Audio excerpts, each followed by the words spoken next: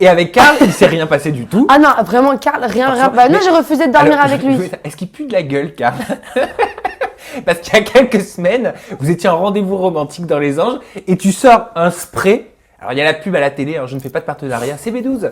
Et tu lui mets du spray dans la bouche avant de t'embrasser. Alors déjà, toi-même, tu sais, c'est pas la faute, je suis très bisou, je suis très câlin. Donc, même si je crie beaucoup.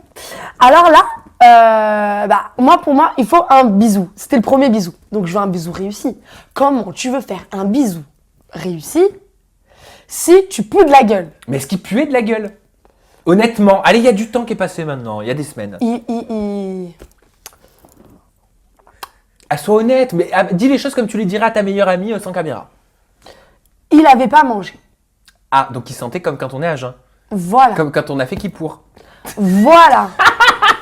non, mais c'est méchant à dire, mais ça arrive à tout le monde. Quand tu manges pas, on va se mentir, tout le monde pue. Ça, par contre, c'est vrai. Tout le monde pue de la gueule quand il a pas mangé. Ou juste avant le repas, tu vois. C'est pour ça que quand tu vas à un date, tu prends un chewing-gum, avant date. Tu peux boire un verre d'eau aussi, faire des gargarismes. Oh. Oui, mais même, t'es obligé. Chewing-gum. Et moi, je suis une fille, et comme à chaque fois, si je prends un chewing-gum, je suis toujours comme une tâche. Et ça, c'est pas grave. Et Karl, honnêtement, entre nous, Mélanie, aujourd'hui, maintenant, ça y est, il n'est plus dans l'aventure, tout ça. Karl, on est d'accord que c'était pas sérieux. Non, je te jure, je l'aimais bien, moi. Moi, de mon côté, je l'aimais vraiment bien. Alors, toi, peut-être, mais lui, c'était pas sérieux. Ah oui. Paris à Raphaël, Paris avec Sarah. Au bout d'un moment, stop.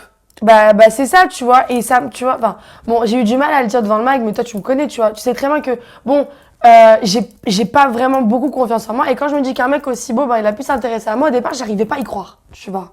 J'avais du mal parce que je suis une fille excessive, je m'énerve, parfois je parle comme une racaille, parfois, je suis une starbée.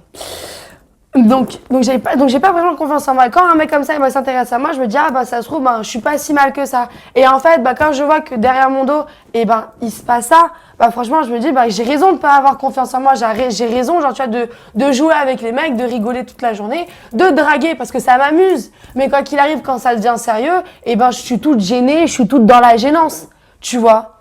Donc c'est pour ça que je prends tout à la rigolade, que je drague tout le monde. Voilà, vous avez mon secret.